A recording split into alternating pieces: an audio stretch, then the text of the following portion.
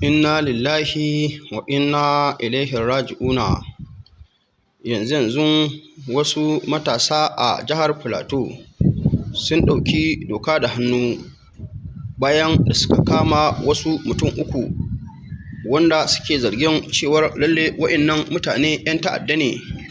Bayan sun kama su, wasu daga cikin matasan sun nemi a kai wa'innan wanda ake zargi da harkar ta'addanci wajen 'yan sanda, inda kuma wasu suka ce lallai ba za a miƙa ma 'yan sanda ba.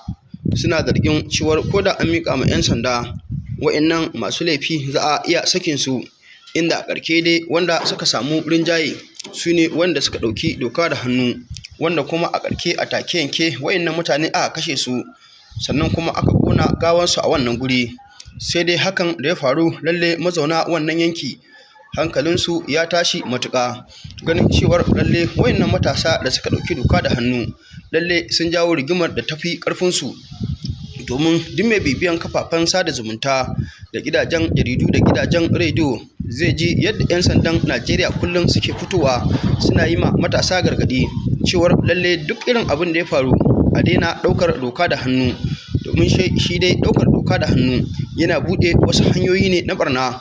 Duk da dai su wa'innan mutane guda uku da ƙona, akwai wani babban dalilin da ya sa aka ƙona su, ganin cewar dama a cikin satin nan da ya wuce an kashe wani basarake, sannan kuma a gidansa an ɗibi kayayyaki da dama. Daga cikin abin da aka ɗiba akwai wayoyi na hannu, sannan kuma akwai motocinsa, akwai kuma mashin ɗin da yake hawa. Su dai wannan ɓarayi lallai asirinsu ya toni ne lokacin da aka gansu da ɗaya daga cikin kayayyakin gidan wannan sarki, inda aka gansu da mashin suna ƙoƙarin su je su sai da shi.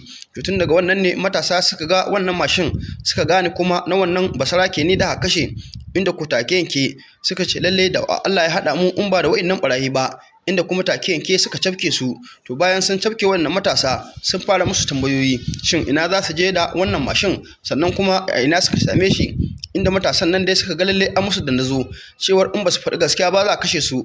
Take yanke a gurin suka amsa laifinsu cewar lalle su ne suka sace wannan basarake, kuma dan basaraken ya riga ya gane su ne dalilin da yasa suka kashe shi kenan. Inda su kuma wa'innan matasa wanda suka saru a wannan guri, wasu suna cewa wa'innan 'yan ta'adda a miƙa su hannun 'yan sanda, inda kuma wasu suna cewa a'a a kashe su kawai kamar yadda suka kashe wancan bawan Allah. A ƙarshe dai wanda suka ba da shawarar kashewa sai suka rinjaya a wannan guri. Take yanke wasu matasa sun kirawo 'yan sanda domin dai kar a kashe wa'innan 'yan ta'adda. To amma kafin isowar 'yan sandan tuni aka kashe wa'innan 'yan ta'adda, lalle aka banka musu wuta suka ƙone har lahira. Idan ba ku manta ba, lalle irin wannan shi ma ya faru a jihar Bauchi cikin satin nan da ya gabata, inda muka kawo muku lalle labarin su ma wasu ɓarayi irin haka wanda suka je suka kashe wani mai POS. To amma kuma a ƙarshe su ma daga cikin su aka kama wasu aka kashe su. Ko da wani lokaci lalle muna kira ga matasa, wannan harka da ta'addanci da ake yi lalle ba harka ce mai kyau ba. Ya kamata duk wanda ya san yana cikin ta ya tuba ya barta. Wannan hanya ba hanya ce mai billewa ba, domin dai kun ga irin abubuwan da suke faruwa. Matasa yanzu lalle irin su ya riga ya fara budewa, sun kuma fara gane cewar ɗaukar doka da hannu su a gurin su ita ce mafita. Duk da dai a dokar ƙasa lalle hakan ba mafita ne ba, domin ita hukuma ita take da iko lalle ta yi bincike domin ta tabbatar da shin ka aikata laifin nan, shin koko baka aikata ba. Tunda ko da wani lokaci kamar yadda aka ce yanzu an kama wa'annan matasa guda uku da wannan mashin, kaga idan da a ce yanzu 'yan sanda ne, kaga kai tsaye su ba wai kama su za su duka ba a ce kuma su kashe su, a'a za su tafi da su ofis ne, sannan kuma za a tsaya a bincike su shin a ji su nawa ne suka zo suka kama wannan basarake, sannan kuma shin da suka kama shi a ina ne suka kai shi suka kashe shi, sannan duk wani kaya da suka ɗiba a gidansa a ina ne suka je suka sayar da wannan kaya, sannan waye ke aiko su, sannan a ina ne suke samun makamai. Kaga irin wa'innan abubuwa, sannan shi 'yan sanda za su yi bincike domin a tabbatar a samu kuma irin matakin da za a ɗauka. Tunda yanzu wannan 'yan ta'adda guda uku da aka kashe, kaga ba a san ko su nawa ne a ƙungiyar su ba, wanda yanzu bayan an kashe wannan guda uku, sauran wanda ba a kama ba za su iya kuma sake wani shirin su iya kawo hari a wannan anguwa da wannan matasa suka kashe su uku, su ce za su yi ramuwar gayya.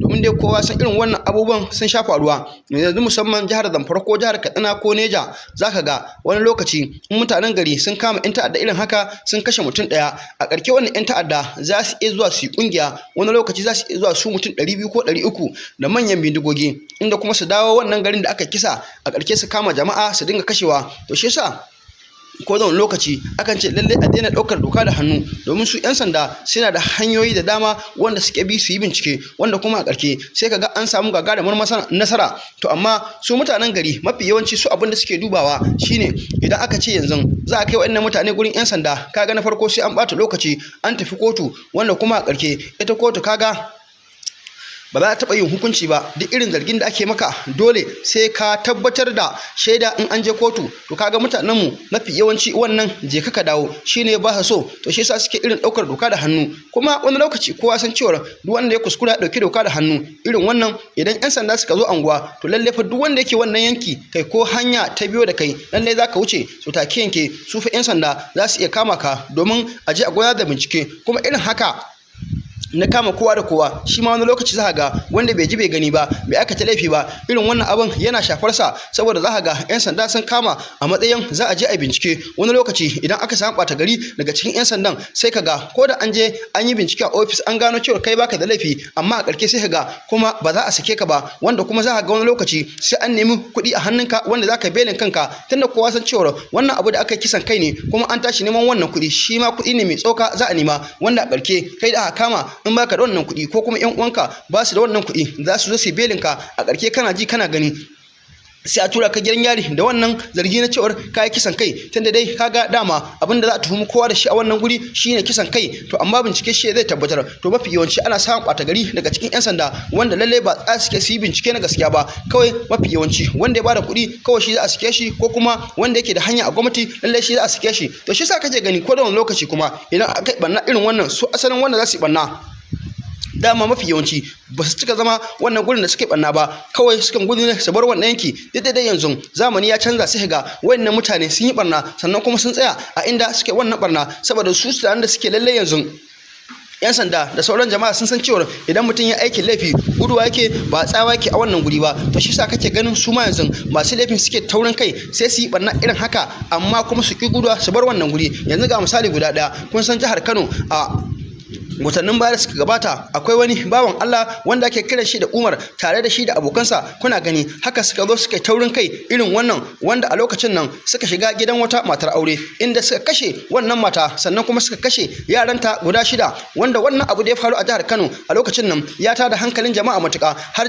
gwamnan jihar Kano da kansa ya ce lalle 'yan sandan jihar Kano ya ba su awa 24 duk inda wa'annan masu laifi suke lalle a tabbatar da an kamo su. Sai gashi ikon Allah cikin awa 10 wa'annan masu laifi sun shiga hannu. Sannan kuma abin da ya ba mutane mamaki shine shi wannan dan ta'adda Umar wanda ya kashe wannan matar aure da kuma yaranta 6 da abokansa duka basu bar wannan guri ba. Duk wani zirga-zirga da ake na zuwa asibiti da zuwa a kai su a yi musu sallah har zuwa a kai su makabarta duk tare da wayannan 'yan ta'adda ake. To amma kuma sai daga baya bincike ya halinsa sai a gano cewa lallai wayannan 'yan ta'adda suna wannan gurin ba su tauba. To shi yasa da dama yanzu kake ganin jami'an tsaro idan an yi barna lallai ba su ɓata lokacin su na zuwa wani waje nesa neman masu laifi. Za a ga a cikin al'umma da ke wannan guri za a fara gudanar da bincike, a ƙarshe kuma ikon Allah sai ka ga lallai an kama wannan masu laifi. Domin abin da mutanen gari ya kamata su sani shine shi fa ɗan sanda mafi yawanci ba wai sai ya ganka kana aiki laifi zai iya gane cewar kai mai laifi ne ba. Wani lokaci ko ido kuka hada da dan sanda kawai in yanka zai gane cewa lalle wannan kai mai laifi ne, kuma take yanke zai iya kama ka. Abin da yasa ya kamata ku gane kenan,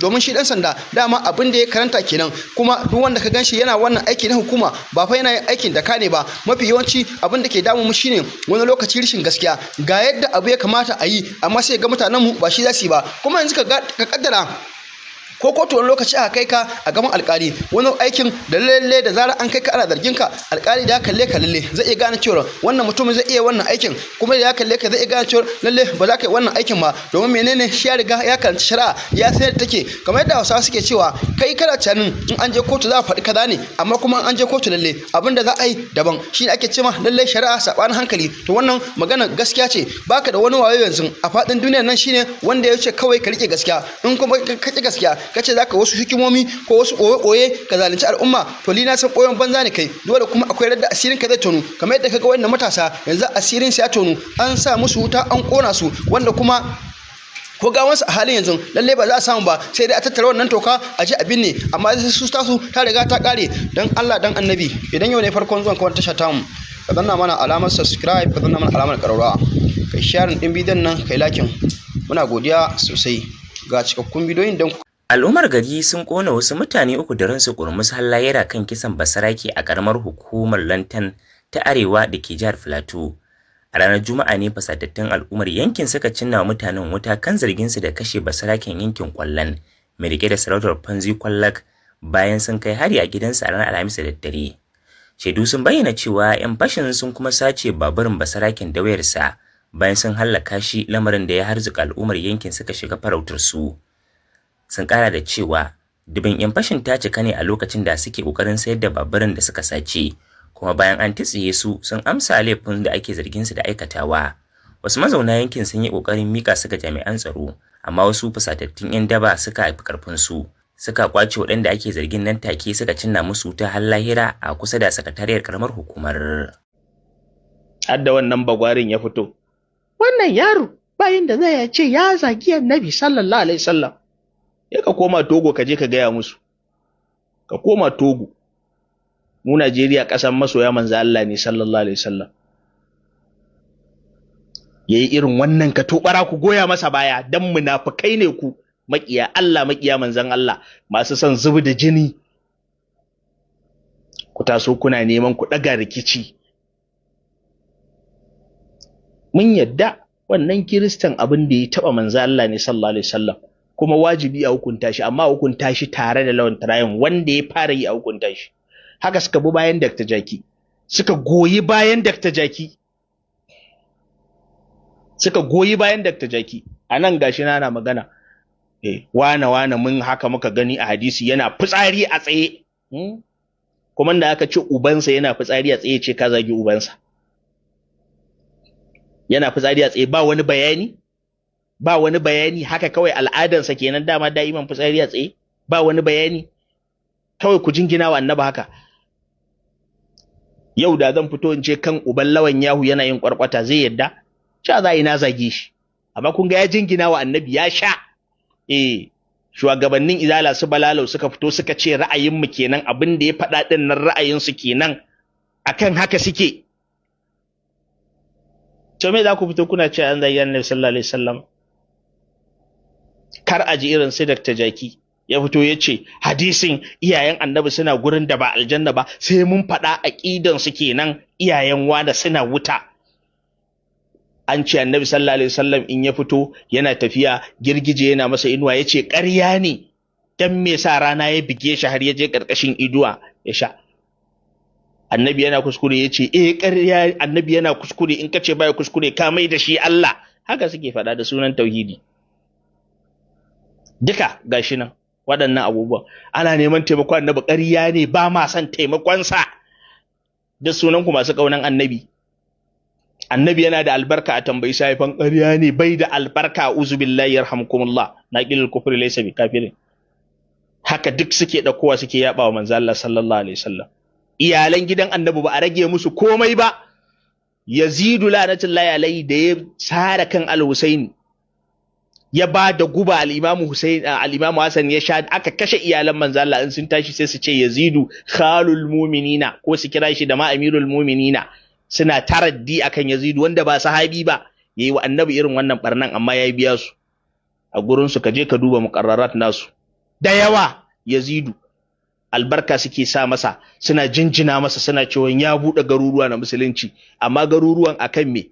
A bisa farashi na kan al-Imam Husaini alayhi salam. Farashi na kan al-Imam Husaini.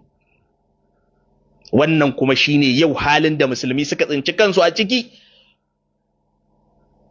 Da me ba, in Kirista ya fito ya taba manzo Allah sallallahu alaihi wasallam, to me zaka ce? Me zaka ce? Me zaka ce? A musulmai ne suke zagin iyayen manzo Allah sallallahu alaihi wasallam, suke masa komai, duk abin da Allah ya jingina wa Annabi, ba wani abu da Allah tabaraka wa ta'ala ya jingina wa manzon Allah wanda Allah tabaraka wa ta'ala bai ɗaukaka wannan abun ba, saboda wannan abun ya jingina da manzon Allah sallallahu alaihi wasallam. Makka, garin Makka da manzon Allah ya fito sai ta zamanto al-Makkatul Mukarrama, Makka aban karramawa saboda Annabi Muhammadu yana cikinta. Madinar manzon Allah ta zamanto al-Madinatul Munawwara, Maka Madina abar haskakawa, ta yi haske da saukan manzon Allah sallallahu alaihi wasallam. al'umman manzo Allah ya fito a cikin mu muka zamanto kuntum khaira ummatin ukhrijat lin-nasi, mu ne mafi alkhairin al'ummatai tunda ake Allah yake halitta bai taba yin halitta irin mu ba saboda annabi Muhammadu. Sahabban manzon Allah saboda sun ga annabi sun rayu da shi suka zamanto babu halitta irinsa. Jaki manzon Allah ya zamanto ya fi dukkan jakuna, dutse manzon Allah ya taka Uhudu ya zamanto ya fi dukkan duwatsu. Amma Nana Amina ta ɗauki annabi wata 9 da yake tsinanne ne ba wahabi, la'ananne mara albarka, maƙiyin annabi, ya hau kan mimbari yana faɗa yana jinjinawa yana jin daɗi cewa tana wuta. Nana Amina da ta yi maka laifin me oho, na faɗa su ce wai to me ta yi wa musulunci? Abinda ta yi wa musulunci ta haifo annabi Muhammadu, abinda ta yi wa musulunci kenan. Me kuka rage wa annabi? Me kuka rage wa annabi? Saboda yaudara kuma da wani hali na wasu munafikai daga cikin musulmai. In Kirista ya yi ku haura kansa za ku kashe shi. Ga wanda suke cewa su musulmai ne suna gaya wa annabi irin wannan, kun ɓuya kun bar su saboda zalunci. Yau Kirista zai fito ya zagi iyayen manzo Allah ya sha? Yau Kirista zai fito ya sifanta aihuwar manzon Allah da dabbobi ya sha? Zai fito ya ce manzo Allah yana da kwarkwata ya sha? Dan me aka bar Lawan Trayon ba hukunta shi ba? Kuma wallahi sako ya je wa gwamnatin Kano, gwamnatin Abba Kabir Yusuf. Na maka Aminu J Town a kotu domin ya samu damar kare Janar Christopher Musa bisa zargin sakaci da rundunar sojin Najeriya take yi, ake kashe manyan sojojin Najeriya babu gaira babu dalili. Gashi nan na umarci lauyoyi na sun maka shi a kotu a Sino Magistrate Court da ke Maraba Nasarawa State, inda aka ce nan ne Aminu J Town din yake zama domin ya bayyana a kotu. Ka kai uwarka ƙara dai. Wai jama'a, shi wannan tsinan na yaron da kullun ya ce ya kai ƙaran wani, gobe ka kai ƙaran wani. Wai akwai wani kotu personal da ka gina ne ka ajiye wasu alƙalai kana musu salari, ko kuma wayannan kotunan da muke da su a Najeriya su ka raina haka? Kai ba ka da aiki sai dai ka kafa wani ka ce ka kai shugaban ƙasa ƙara, ka kai NSA ƙara, ka kai Nuhu Ribada, ka kai Mutawallan Muradin ƙara, ka kai Christopher Musa ƙara, ka kai gwamnan gari kaza ƙara, kuma dan shegiya ban taba ganin ka a cikin kotu ka zo na ana shari'a ba. Oh, yanzu ni ma ka kai ni ƙara, bari in gaya maka Faruk, dan iska ne ni daidai kai mara sana'a mara abin yi. Su wa'anda kake kafiwa ka ce ka kai su ƙara suna da abin yi ba su san kana yi ba. Ni ina da lokacinka, yadda kake baka da abin yi haka nake ban da abin yi, zaman banza nake daidai kai ne kai. Ni dan iska ne irin ka, dan gutsun uwarka. Faruk, ko a hanya muka da zan iya zane ka, zan iya cin uwarka. Ni zaka zo ka kafe ka ce wallahi ina tafiya ɗazu wani ya kira ni, je ta an kai ka ƙara, wai zaka je kotun ne? na ce waya kai ni ƙara. Ah, ni in na gani ma Allah ya tsine min albarka sai wani ya kira ni. Kawai na shiga wai na ga wai ka kai ni, wai dan gutsun uwarka. Wai na alƙalan da kake yawan kare na alƙalai ne, ko kuma kai ka gina musu kotu ko kake musu salari? Kai kullum akai mutane ƙara kake, ka kai waye ƙara? Ni saboda ka kafe Christopher Musa kana magana, nake ce ma matsayinka na dan social media ka dinga faɗan abin da zuwa gaban an tambaye ka kana da hujja akai. Wai ya kai ni ƙara, wai ni in je in tsare Christopher Musa, ni in je in bashi kariya. A shirye nake dan durun uwarka, ka kai ni ƙara. Faruk, yadda baka da abin yi haka ban da abin yi, ni zan iya biye maka. In iskanci kake ji a wannan social media na ci uwarka. Saboda kawai ka ajiye wasu lauyoyi ba su da sana'a, ba su da abin yi, ba su san wa za su kare ba. Kawai yau ka kullun kai akai karan mutane, din ba uban da baka kai kara a Najeriya ba. Kuma ba uban da ka taba taimaka yau na ga wai ka kai kara ko kai wini ko me, kai ka ma raina kotu. To in baka kai ni kara ba, ni sai na kai ka kara don gutsun uwar ka na raina kotun Najeriya da kai, saboda cin mutuncin alƙalanmu da lauyoyin mu kake yi. Ka ji dan kutuma durun washege, wa ya ce maka yana tsoron ka? Dan gutsun uwarka. To mu zuba mu gani ni da kai uban da ya fasa gutsun uwarsa. A nan kuma kamar yadda muka saba, muna ƙara amfani da wannan dama, muna kira ga matasa lalle a guji ɗaukar doka da hannu, sannan kuma muna kira ga mahukunta duk lokacin da aka ce lalle an yi irin wannan aika-aika, jama'a sun kawo ƙara, lalle a tsaya a tabbatar da cewar an bi musu haƙƙinsu, domin rashin bin doka da oda ga wanda ya kamata in an kai musu su bi haƙƙin jama'a mafi yawanci shi ke ja kake ganin matasa suna ɗaukar doka da hannu.